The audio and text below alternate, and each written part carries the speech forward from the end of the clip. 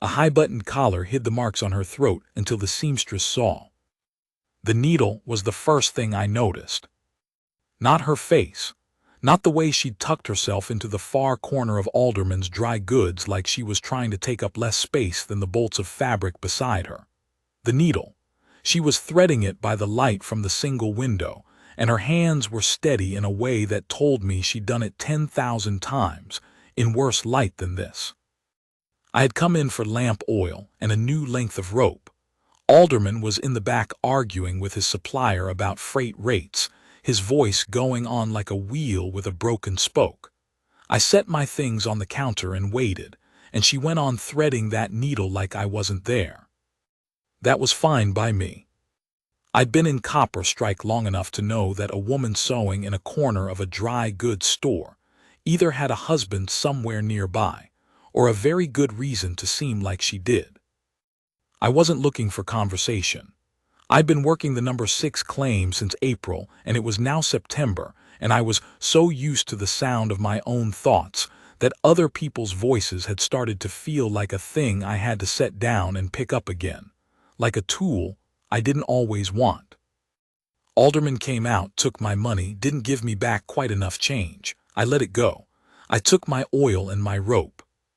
Outside on the plank walk, I stopped to tie the rope properly, and through the dusty glass of the window I could see her still at the needle, the collar of her dress so high it touched her jaw. It was 92 degrees in the shade. I didn't think about that collar for 2 weeks. What I thought about was the number 6, and the reason Connolly Marsh had filed a counterclaim against my southeast face, and whether Birch Tallman at the assay office was taking money from both sides, which he was, because that's the kind of man Birch Tallman had always been, and everybody knew it and nobody said it out loud because Tallman had friends in the territorial office, and the territorial office was the only thing standing between copper strike and pure chaos. I'd come up from Colorado in '71 with a partner named Del Gantry. Del was dead now, a bad timber in the 3rd shaft, 3 years back. I'd worked the claim alone since then. It wasn't something I talked about.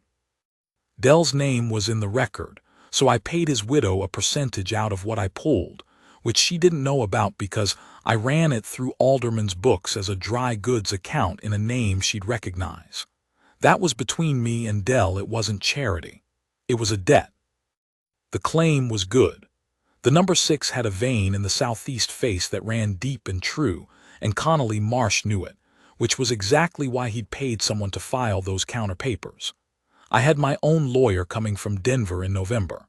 Until then I worked, and I kept my mouth shut, and I ate my meals at the Meridian Cookhouse where the food was bad and the coffee was worse and nobody bothered me. She was there on a Tuesday. Not eating, working.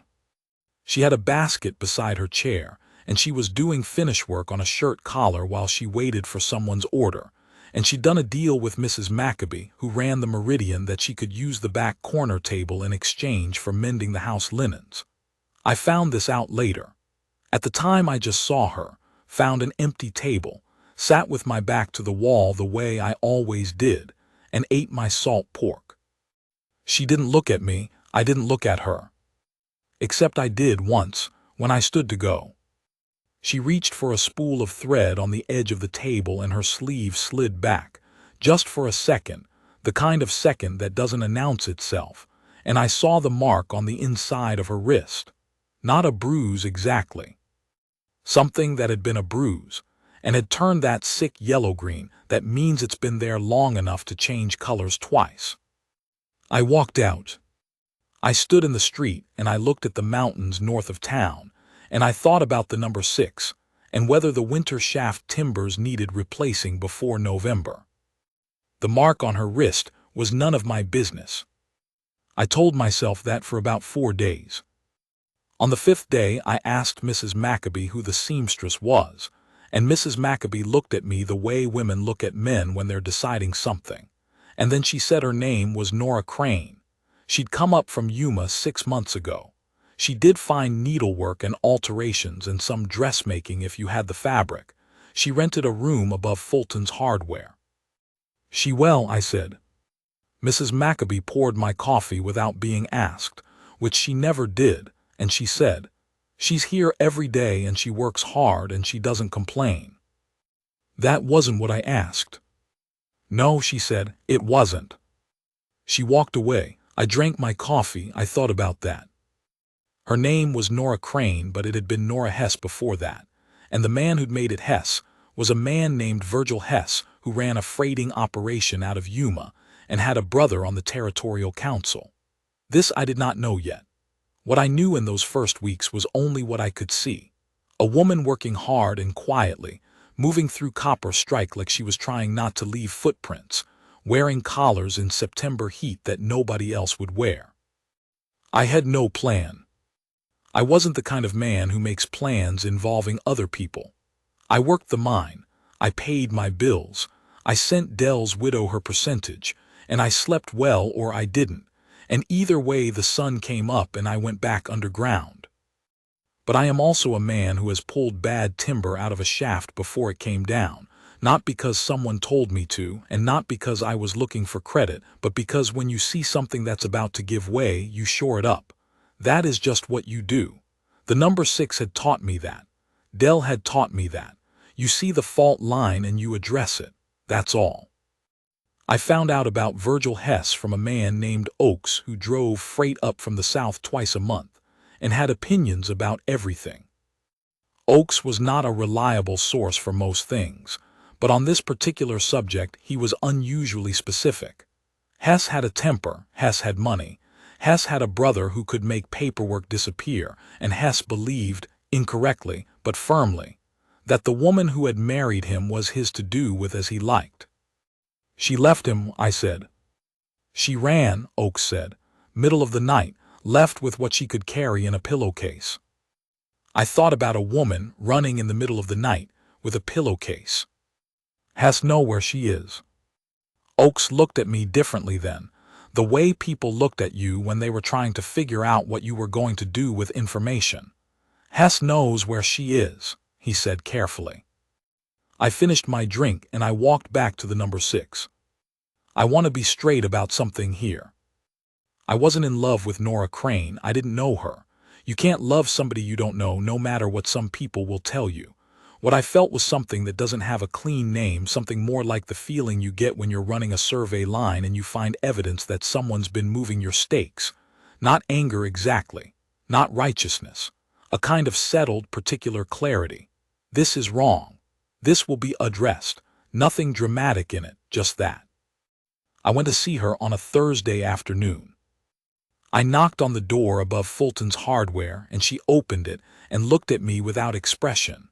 The practiced look of a woman who has learned to show nothing to men she doesn't know.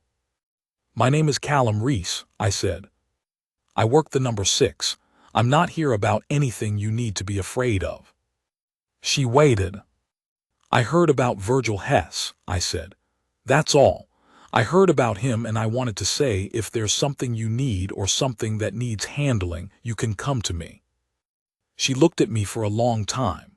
Her eyes were gray and very direct, and they had the particular quality of someone who has learned to measure a man fast, out of necessity.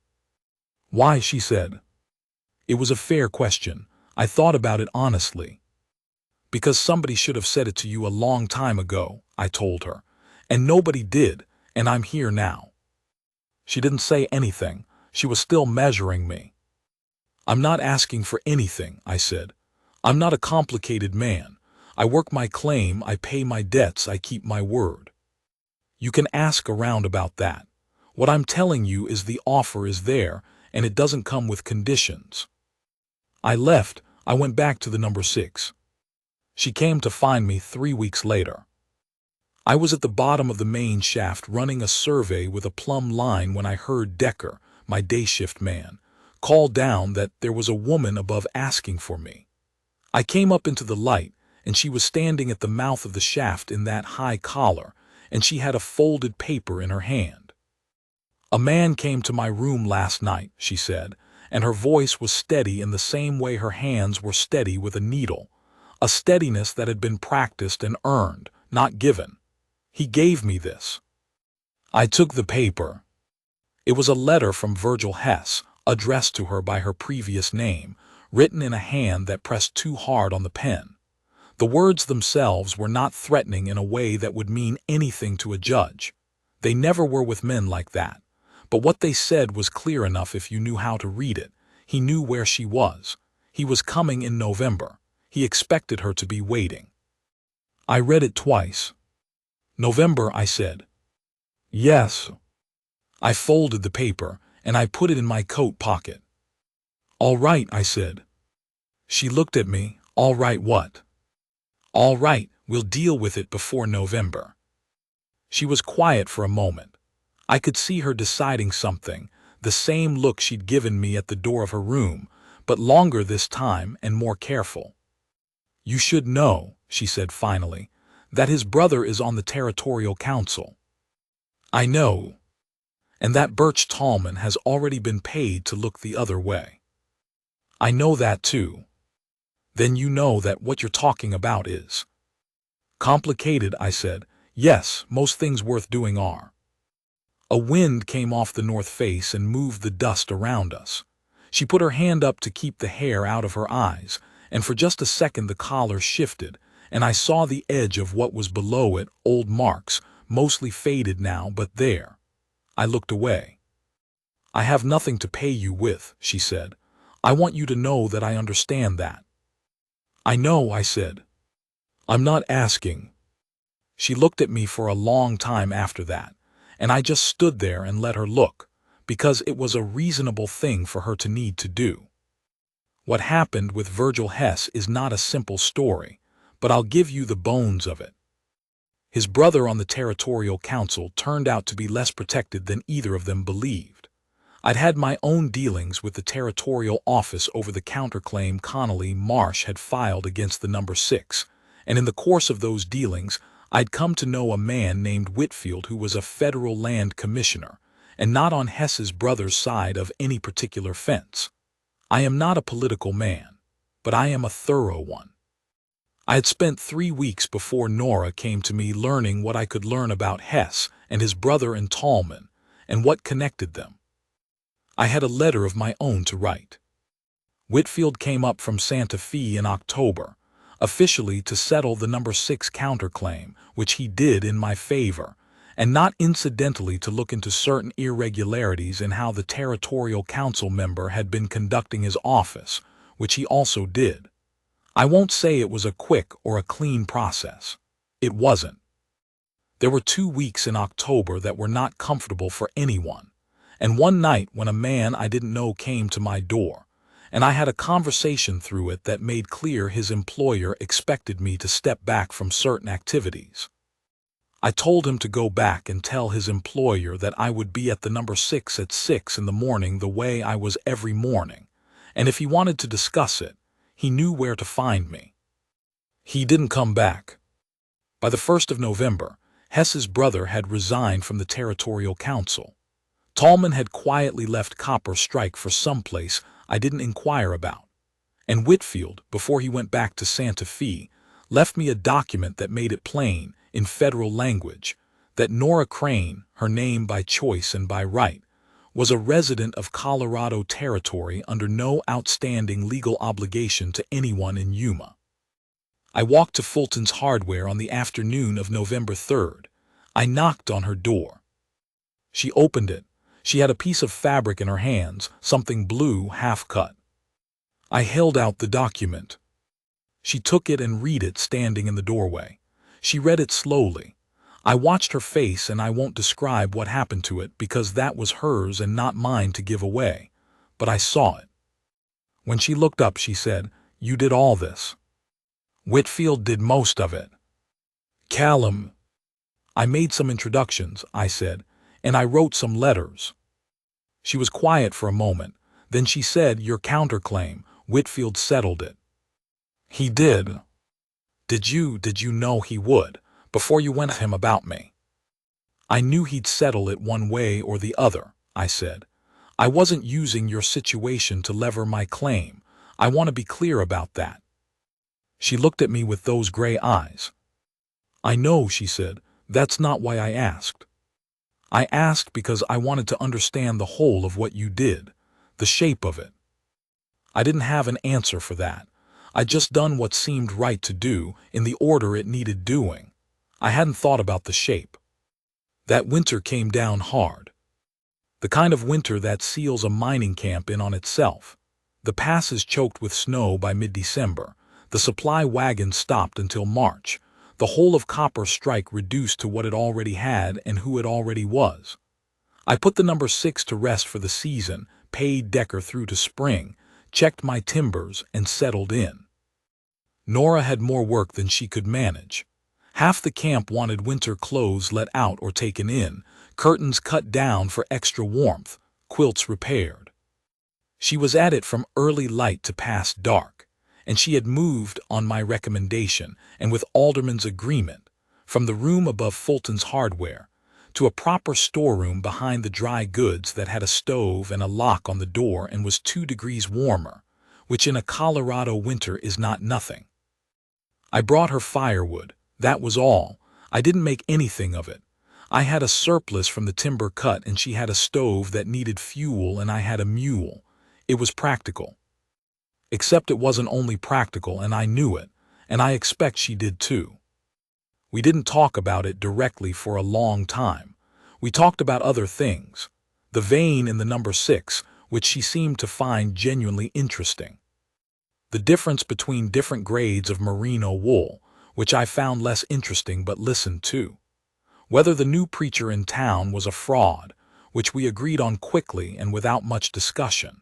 She had opinions about most things, and she stated them plainly, and I had spent enough years without anyone to talk to that even disagreement felt like something good. She told me about Yuma slowly in pieces over weeks. Not as a confession, she didn't treat it that way and I didn't want her to. More the way you tell someone about a country you've passed through. The facts of it. The landscape. She'd been 22 when she married Hess and she'd believed him at the beginning and then she hadn't had a way out for a long time and then she'd found one and she'd taken it. That was the whole of it as far as she seemed to need to tell it. "You're not going to ask me why I stayed as long as I did," she said once. "No," I said. "Most people do."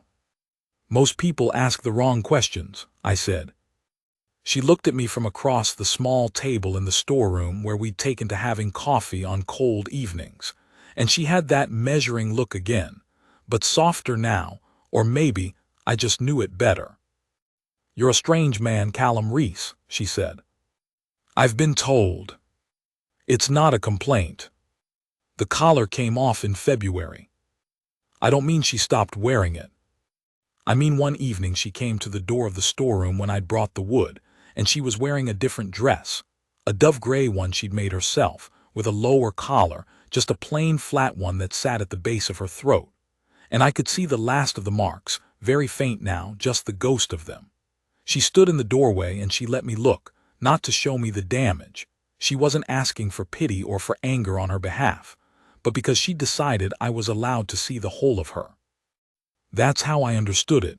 That's what it felt like. I didn't say anything about it. She didn't either. I brought the wood in and stacked it, and she poured the coffee, and we sat at the small table. And after a while she said, "Spring's going to be busy." "It is," I said. "Everybody needs everything at once." "I was thinking," she said slowly, "that if I had a proper room in a proper building, something with 2 windows and good light, I could take on more work, more dressmaking, not just mending. There's no decent seamstress within 80 miles. "There's not," I agreed. "The old surveyor's office on Grant Street has been empty since August." I looked at her. "I'm not asking you to give it to me," she said quickly. "I have money saved. I just thought if you knew the owner." "I know the owner," I said. "His name is Alderman and he's been trying to rent it since August and getting nowhere." "Oh," she said. "I'll talk to him." She was quiet for a moment. Then she said, "You don't have to manage everything." "I know," I said. "I'm not managing. I know Alderman, that's all." She looked at me, those gray eyes steady. There was a small smile at the corner of her mouth that she wasn't quite allowing herself. "All right," she said, "talk to Alderman." In March the passes opened and the supply wagons came through, and Copper Strike woke back up out of its winter state like a man stretching out a long cramp. I went back down the number 6. The vein in the southeast face was exactly where I'd left it, patient and deep, waiting for me to come back. Nora had her shop on Grant Street by the middle of March. 2 windows, good light, a sign that said Crane's Fine Needlework and Dress in letters she'd painted herself. I walked past it the first morning it was open. I didn't go in. I had the mind to open and a full season ahead of me, and she had a business to run. We'd had coffee the night before at the small table in the storeroom for the last time, and she'd packed her things into 2 boxes that I'd carried down to Grant Street on the back of the mule, and she'd unlocked the door of the new space and stood in the light from the 2 windows and turned around once, slowly, and she'd looked at me. "It's good," I said. "It is," she said. That was all. I took the mule back to the livery and went to the number 6. It was a Saturday in late April when she walked out to the claim. I was topside doing measurements when I saw her coming along the ridge trail, picking her way over the loose rock in boots that were better than the ones she'd arrived in Copper Strike wearing. She had a cloth-wrapped package in one hand. I waited. She came up to where I stood and she held out the package. "Decker's wife made pie," she said. "She sent it over to the shop. I thought I don't eat pie." "You don't eat pie?" "I have never eaten pie," she said, as though this were a perfectly ordinary fact.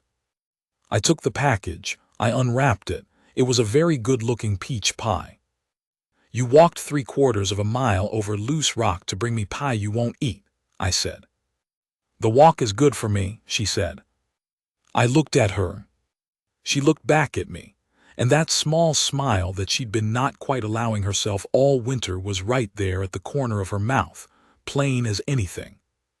"Nora," I said. "Callum," she said. The mountains north of us were still carrying their snow on the high faces, white against a sky that had gone the particular blue it goes in late April, not the flat pale blue of winter or the bleached-out blue of high summer, but something true and deep, the color of a thing that knows what it is. She came a step closer, and she put her hand against my chest, not grabbing, not pulling, just placed it there, flat and quiet over the front of my coat. She looked up at me. Those gray eyes had something in them I hadn't let myself put a name to for a long time, and there was no reason left not to name it. "You could come to dinner," she said, "if you wanted tomorrow. At the shop. I have a kitchen now," she said. "I have 2 windows and a kitchen and a lock on the door and a stove that draws properly." A pause, and a man who brought me firewood all winter and wrote letters to federal commissioners and carried my boxes to Grant Street on his mule. "That last part wasn't much," I said. "No," she said, "it was everything." She didn't move her hand. Neither did I. The wind came off the north face the way it always does in the afternoon, and the grass at the edge of the claim laid over and came back. There was no sound but that, and the creak of the main shaft timber settling in the spring thaw. I put my hand over hers. She let it stay. "I've been in Copper Strike 11 years now.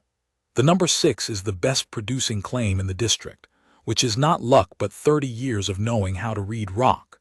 The surveyor's office on Grant Street has been Crane's for 8 of those years, and it has 3 rooms in the back now because Nora wanted a proper fitting room, and I knocked the wall out one Saturday while she was visiting Decker's wife, which she pretended to be annoyed about and wasn't. I don't know how to say what she gave me without making it sound like less than it was. I had been working a long time alone.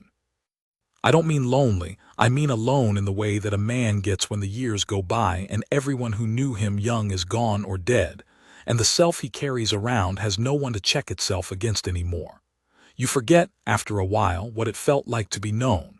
You tell yourself it doesn't matter. You work. You pay your debts. You shore up the fault lines. She knew me. She looked at me straight and she knew me and she stayed. That's the whole of it. There isn't a better way to put it. The mountains are carrying snow right now, the first of the new season coming down on the high faces, and in an hour I'll walk down Grant Street and there'll be a lamp in the window of the shop because there always is, and she'll be at her work at the big table and she'll look up when the door opens, and that will be the thing. That will be all of it. I can see the lamp from the claim on clear evenings. I've never told her that. Maybe I will tonight.